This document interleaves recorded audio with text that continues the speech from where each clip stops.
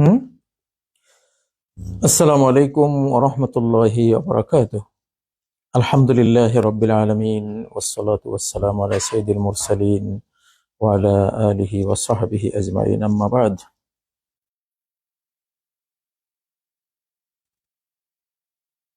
প্রিয় দেশের ভাই বন্ধুরা, ভাই বোনেরা, প্রবাস থেকে আপনাদেরকে দেখছি দুনয়নে এবং অন্তর্নয়নে। দোয়া করছি প্রতিটি মুহূর্তে, স্বপনে, জাগরণে আপনাদের পাশে আছি সর্বান্তঃকরণে। প্রিয় বন্ধুরা, আজকে যারা বাংলাদেশে আছেন, আমাদের সীমান্তের ভেতরে, তারা এক ভয়ার্ত সময় পার করছেন। ভয়ের কিছু নেই, ভয়ের কোনো কিছু নেই ইনশাআল্লাহ।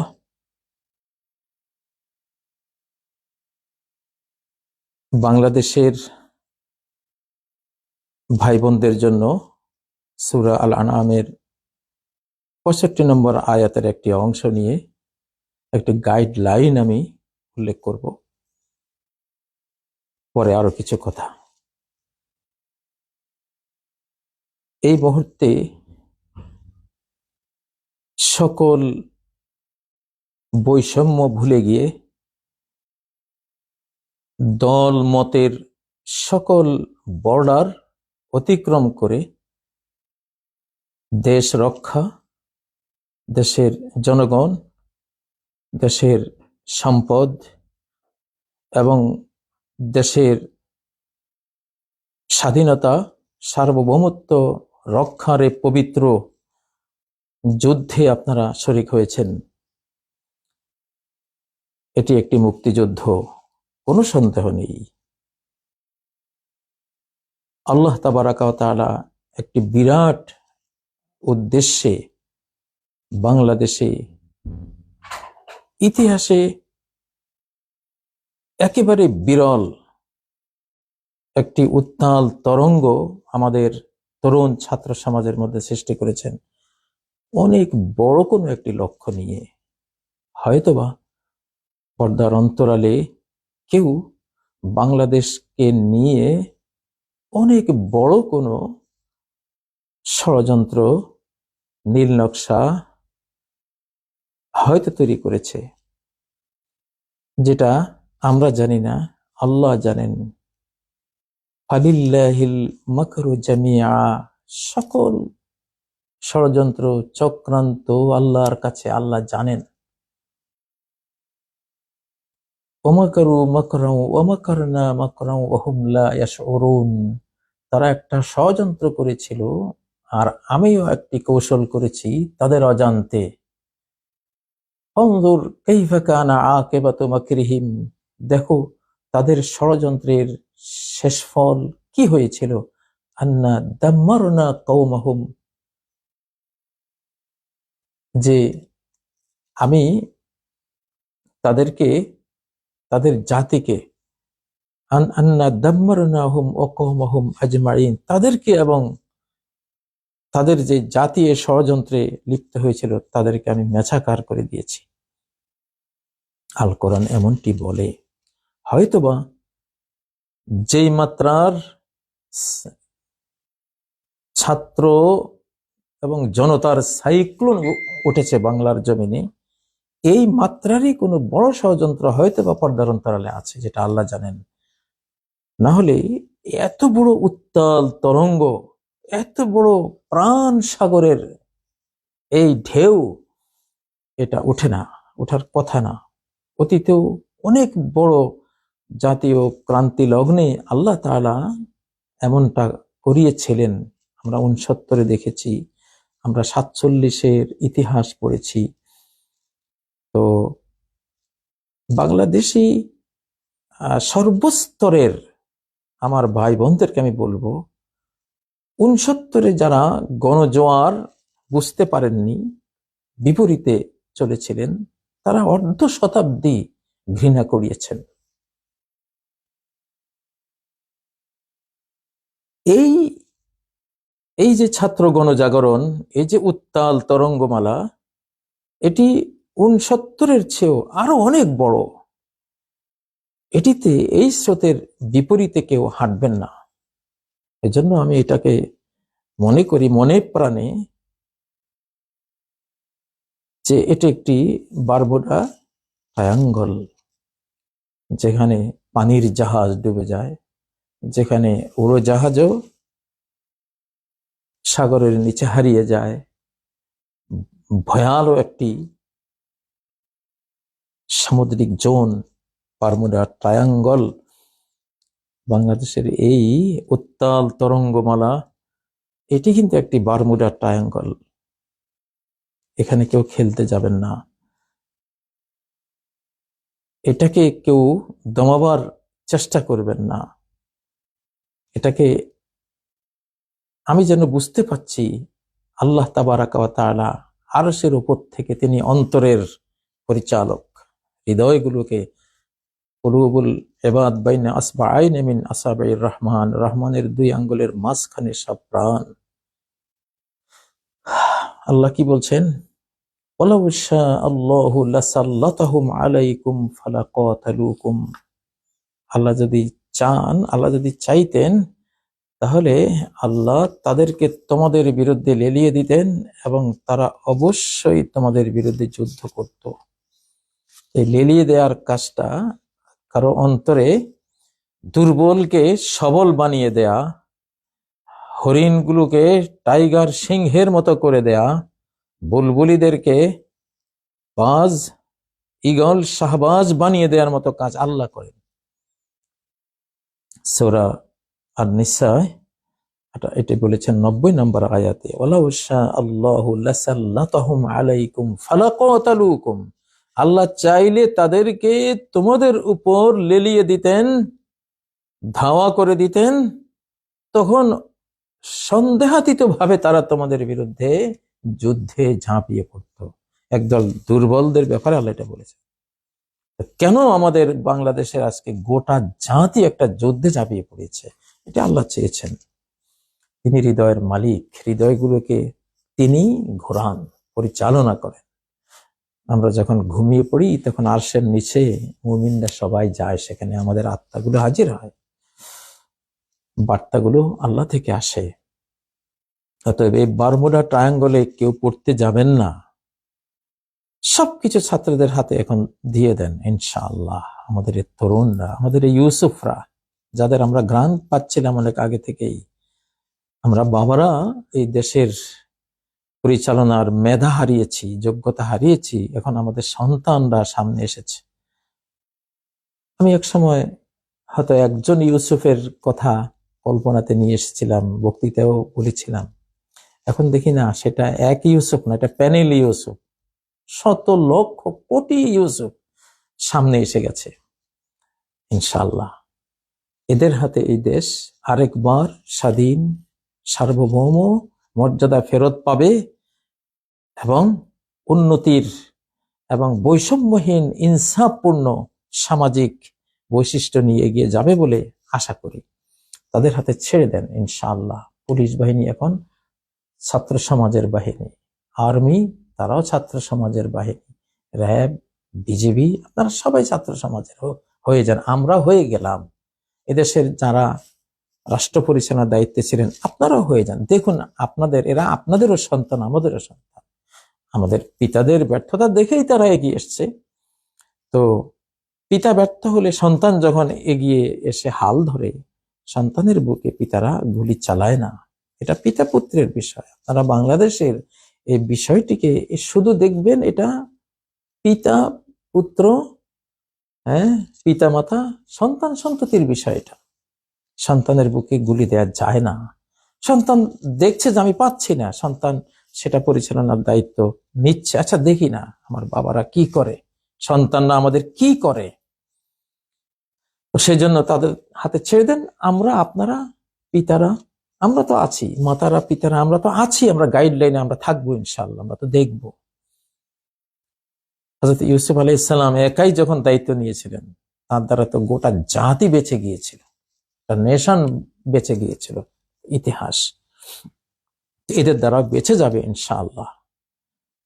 তো আমি আবারও বলছি, এই বারমুডা ট্রায়াঙ্গলে কেউ নৌকা চালাতে যাবেন না, কেউ এই সীমানায় যাবেন না, ওদেরকে করতে দেন, ওরা ইনশাআল্লাহ। দেখেন না ওরা এক একটা যে টার্ম গুলো ইউজ করছে, march for justice, march to Dhaka, remembering our heroes, complete shutdown, এই এই পরিভাষাগুলো তো আগে ছিল না। খুবই সুন্দর, মার্জিত এবং সুচিন্তিত মনে হচ্ছে। তো আমি আমার অন্তর্নয়নের কথা আপনাদেরকে বলছি। এটা একটি আধ্যাত্মিক আন্দোলন বটে। আধ্যাত্মিক শক্তি যেসব আন্দোলনে থাকে না, এগুলো ফ্যাকাশে হয়ে যায়, এগুলো 2-4 দিন হয়ে পরে বন্ধ হয়ে যায়। আর যেগুলোতে আধ্যাত্মিক ভেতরের জোয়ার থাকে, ভেতরের শক্তি যেখানে ক্রিয়াশীল থাকে, সেটা দিন যত যায় তত বেগবান হয়, তত এগিয়ে যায়, বাধা যত পায় তত সেটা দুর্নিবার হয়ে ওঠে, বাধার সকল বিন্ধ্যাচল গুড়িয়ে মাতিয়ে ছুটিয়ে সেটা সামনে এগুতে থাকে। অতএব এটাকে বাধা দেওয়ার কোনো প্রয়োজনও নেই, সুযোগও নেই। সন্তানের বুকে আপনারা গুলি দেবেন না। আপনারা যারাই গুলি দিবেন, আপনারা বাবা, আপনারা এখন আপনাদের সন্তানদের বুকে গুলি দিচ্ছেন, এটি কত ভয়ঙ্কর কথা। শিশুর পিতা ঘুমিয়ে আছে সব শিশুর অন্তরে, এরা তো আমাদের ভবিষ্যৎ। সন্তান মরে গেলে বাবাও মরে গেল, সন্তান মরে গেলে মাও মরে গেল। কোন অর্থে মরে গেল? এই অর্থে যে তার আর স্মৃতি রইল না। সে যেদিন লাশ খাটে উঠবে, তার ওখানে তার স্মৃতি শেষ, তার ব্লাড শেষ, তার রক্তধারা বংশধারা শেষ। এই জন্য সন্তান মরলে আসলে বাবারাও মরে যায় সাথে সাথে। এটা একটা ডাবল মৃত্যু। অতএব এই ভুল করা যাবে না। আর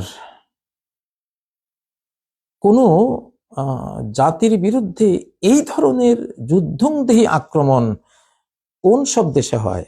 যেসব দেশে বাইরের কোনো আধিপত্যবাদের থাবা থাকে। এটা কোরআন বলছে, এটা কোরআনে কারীমের দেয়া তথ্য। এটা কোনো ভেতরের কোনো কারো কমান্ড এটা হওয়া সম্ভব না। যদি বাইরের নিষ্ঠুর নির্দয়, বাইরের আধিপত্যবাদ তো নিষ্ঠুর নির্দয়, তার তো কোনো মায়া নেই। আমার সন্তান আপনার সন্তান মরে গেলে তার তো আরো মজা, সে আরো দেশটা ভালো করে দখল করতে পারবে।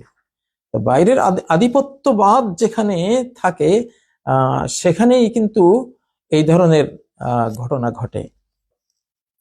তো এইটা দেখুন, এটা কোরআনের তথ্য। আর কোরআনের তথ্য মানে কি?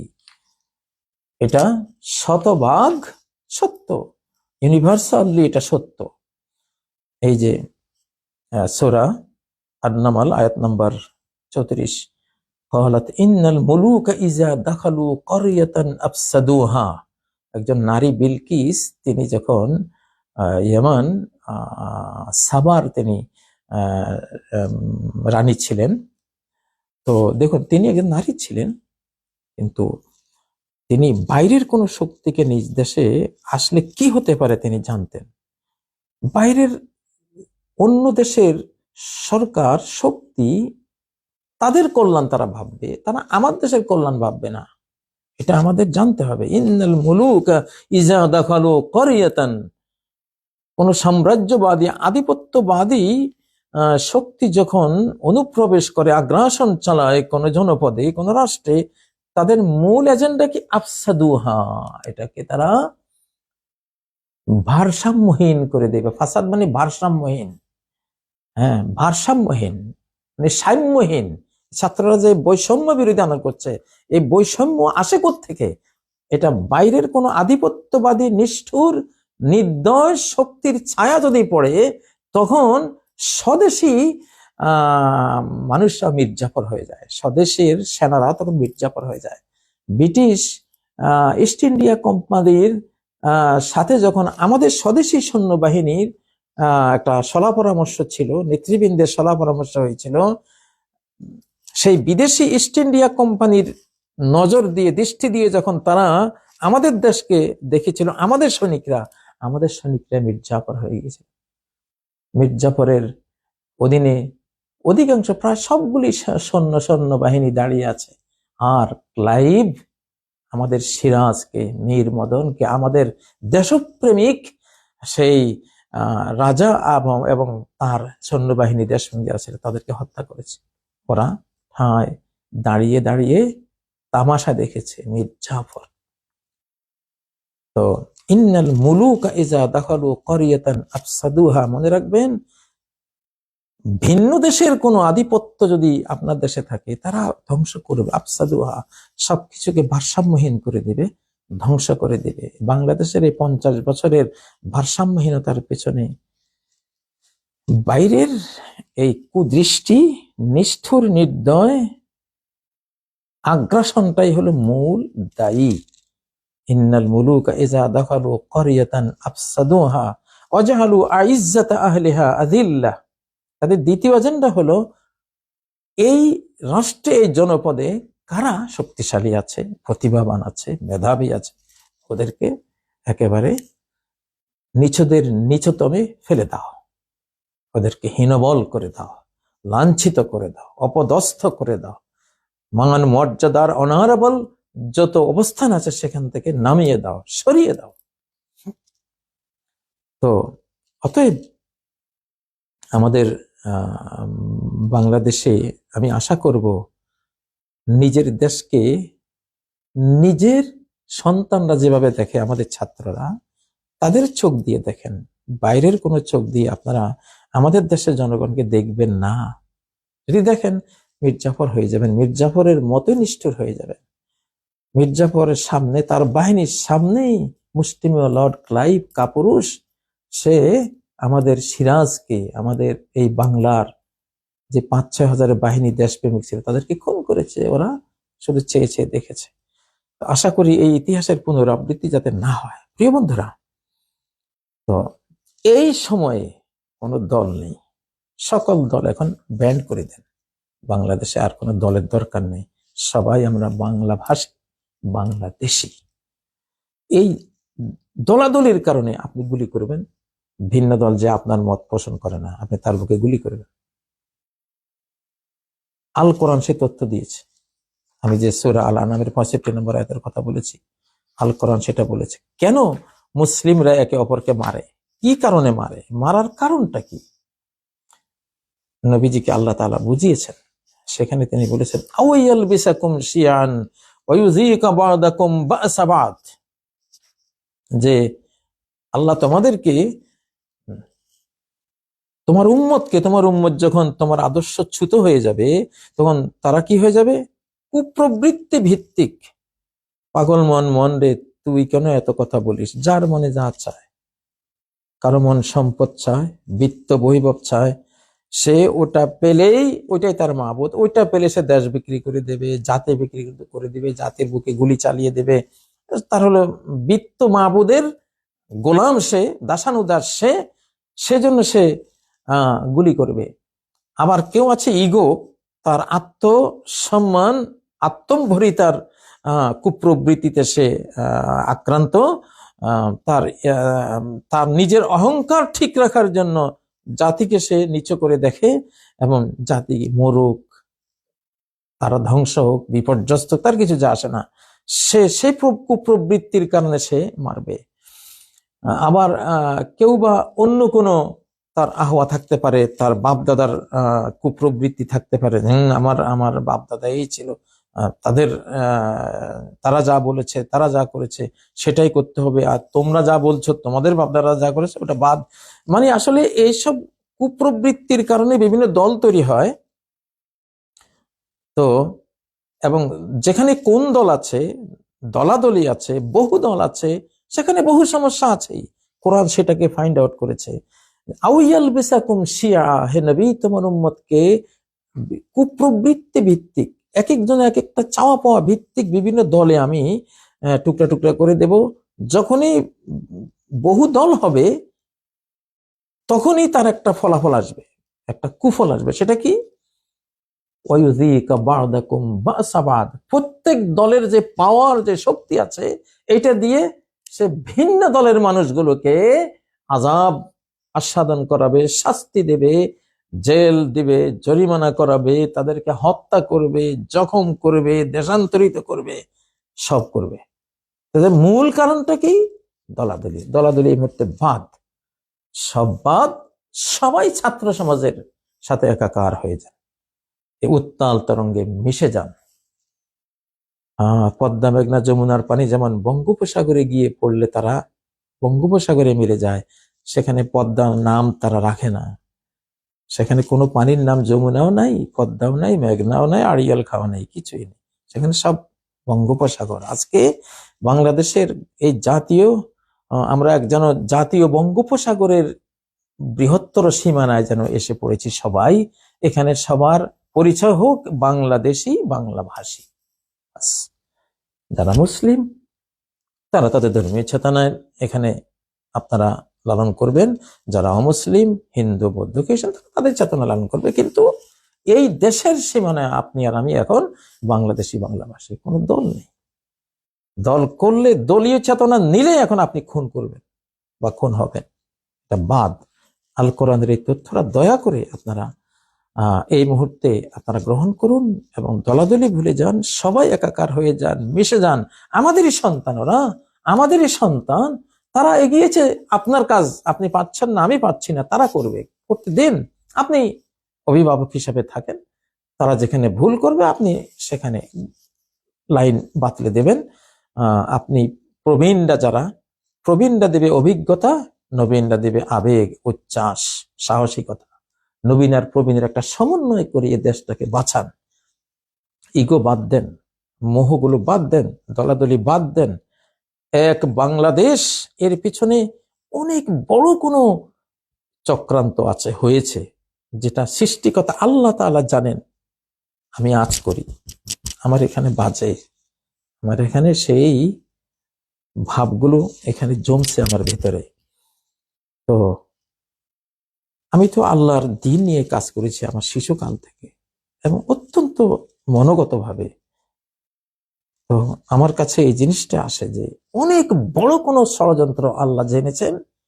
সেজন্য আমাদের তরুণ যারা ভিন্ন জগতে ছিল, যারা আজকে বিভিন্ন অন্তর্জাল, নেট, ইন্টারনেট, অন্তর্জালের জগতে, মিডিয়ার জগতে বুঁদ হয়েছিল, এক টানে ওদেরকে নিয়ে এসেছেন রাজপথে। এমনি আনেননি আল্লাহ, এমনি কোনো কাজ করেন না। ফায়লুল হাকিম লা ইয়াখলু আনিল হিকমা, একজন মহা বিজ্ঞ যিনি, তার কোনো কাজ কোনো উইজডম থেকে, হেকমা থেকে, কোনো জ্ঞান থেকে খালি থাকে না। অনেক বড় জ্ঞানের প্রেক্ষিতে তিনি কোনো কাজ করেন। তো এটা এই তরুণদেরকে আল্লাহ নিয়ে এসেছেন। আমাদের কোটি কোটি দেশপ্রেমিক তরুণ পেয়ে গেছে, এরা প্রয়োজনে 1 কোটি, 2 কোটি, 3 কোটি, 4 কোটি অস্ত্র ধরবে এই দেশের স্বাধীনতা সার্বভৌমতার জন্য, এই দেশকে বাঁচাবার জন্য। এটা আগে কল্পনা আমরা করিনি। আমাদের সেনাবাহিনী, আমাদের পুলিশ, আমাদের র্যাব, আমাদের বিজিবি, সবই আমাদের, গোয়েন্দা সংস্থা সবই আমাদের। আপনারা মিশে যান এদের সাথে, আপনাদেরই সন্তান তো এরা, আমাদেরই সন্তান এরা, সন্তানের সাথে মিশে যান। বাবারা তোমরা কি করতে চাচ্ছ, আমরা সুবুদ্ধি দেবো ইনশাআল্লাহ, তোমরা এগিয়ে যাও। এরা 15 বছর বয়স হলে কি হবে, 10 বছর বয়স হলে কি হবে, এদের বয়স এক একজনের 60 বছর, 80 বছর এখন। কারণ আপনি আর আমি এখন, আমরা তো ওল্ড মডেল আমরা, আর এরা এরা যেসব দুনিয়ার চোখ খুলেই তারা যা পেয়েছে অন্তর্জালে, ইন্টারনেট, অর্থাৎ মিডিয়ার জগতে, এরা এরা 15 বছরে অতীতের 50 বছরের পুরুষের চেয়ে বেশি পরিপক্ক। এরা 10 বছরে অতীতের 40 বছরের চেয়ে বেশি পরিপক্ক এখন। তো এরা কিন্তু বয়সে কিশোর তরুণ, কিন্তু জ্ঞানে গরিমায় এরা এরা প্রৌঢ়, এরা বৃদ্ধ, এরা অনেক অভিজ্ঞ, আলহামদুলিল্লাহ। তো দয়া করে যে যে আহ্বানটা জানিয়েছি, আপনারা এই বারমুডা ট্রায়াঙ্গলে কেউ পড়বেন। আমি কেন বারমুডা ট্রায়াঙ্গল বলছি এটা আমি জানি, সেটা ব্যাখ্যা হয়তো আপনাদেরকে আমি দেব না, কিন্তু এটা আসলে বারমুডা ট্রায়াঙ্গল। এখানে পড়ে খামাখা কেউ হারিয়ে যাবেন না। এটাকে এটার মতো থাকতে দেন, চলতে দেন। আমার ছাত্র সমাজ, বিশেষ করে আমি ব্যক্তিগতভাবে আজীবন শিক্ষক ছিলাম, ছাত্ররাই ছিল সন্তান, নিজের সন্তানও সন্তান, কিন্তু ছাত্ররাও ছিল একই রকম, একই মর্যাদায় তাদেরকে দেখেছি। আজকে একটা ছাত্র গুলি খেলে যেন নিজের সন্তানের মতোই তো সেই বেদনাটা লাগে। আল্লাহ যারা চলে গেছেন আমাদের সন্তানরা, তাদেরকে আল্লাহ জান্নাতুল ফেরদাউসে এই পুরো জাতির জাগরণের সওয়াব দিয়ে তাদেরকে পুরস্কৃত করুন, সেখানে পুষ্পমাল্য আল্লাহ তাদেরকে পরিয়ে দিন, জান্নাতের সেই অনন্ত সম্মানের তাদেরকে অংশীদার করুন, দোয়া করি। আর যারা আহত হয়েছেন তাদেরকে উত্তম বিনিময় আল্লাহ দান করেন। আর যারা এখনো সংগ্রামরত আছেন, তারা বাঁচলে তো গাজী, তারা মুক্তিযোদ্ধা হিসাবে, দ্বিতীয় প্রজন্মের অকুতোভয় মুক্তিযোদ্ধা হিসাবে তারা সম্মানিত হবেন ইনশাআল্লাহ। আমরা তাদের সাথে আছি। তো দেশের কল্যাণ চেয়ে আজকে আসলে ঘুম নেই। দেখতে পাচ্ছেন এখন রাত কয়টা, এখানে তো বাংলাদেশে রাত কয়টা, এখানে রাত কয়টা, অবশ্য অনেক হয়েছে। যাই হোক, আল্লাহ তাআলা আমাদের দেশ হেফাজত করুন, বাংলাদেশকে হেফাজত করুন, সর্বস্তরের সর্বশ্রেণীর সেই নেতৃবৃন্দ থেকে শুরু করে সাধারণ জনগণ, রিক্সাওয়ালা, ঠেলা গাড়িওয়ালা সহ, মা বোন সহ, শিশু বাচ্চারাও চলে আসুক, শিশু বাচ্চা জীবন দিয়েছে, তারাও আসুক। আজকে একটা জাতীয় জাগরণ বিশ্ব দেখুক, শিখুক বাংলাদেশ থেকে। তীক্ষ্ণ ধীর সম্পন্ন এই বাঙালি জাতি বিশ্ব নেতৃত্ব দিতে পারে, বিশ্বকে শিখাতে পারে ইনশাআল্লাহ। আমাদের তারুণ্যের মধ্যে সেই জোয়া দেখতে পাচ্ছি, সেই শক্তিমত্তা দেখতে পাচ্ছি। আল্লাহ তৌফিক দিন। প্রিয় ছাত্ররা, প্রিয় দেশবাসী, আমাদের জনগণ, আমাদের যারাই আছেন নেতৃবৃন্দ, সকলের কল্যাণ চাই, সকলের ভালো চাই। আল্লাহ তাআলা সবাইকে ভালো করুন এবং সৎ পথে পরিচালিত করুন। যে পথে কল্যাণ, যে পথে শান্তি, যে পথে হেদায়েত, আল্লাহ সে পথে পরিচালিত করুন আমাদেরকে। চালাও সে পথে যে পথে তোমার প্রিয়জন গেছে চলি। তো এই দোয়া রেখে সমাপ্ত করলাম। সুবহানাকাল্লাহুম্মা ওয়া বিহামদিকা আশহাদু আল্লা ইলাহা ইল্লা আনতা আস্তাগফিরুকা ওয়া আতুবু ইলাইক। আসসালামু আলাইকুম ওয়া রাহমাতুল্লাহি ওয়া বারাকাতুহু।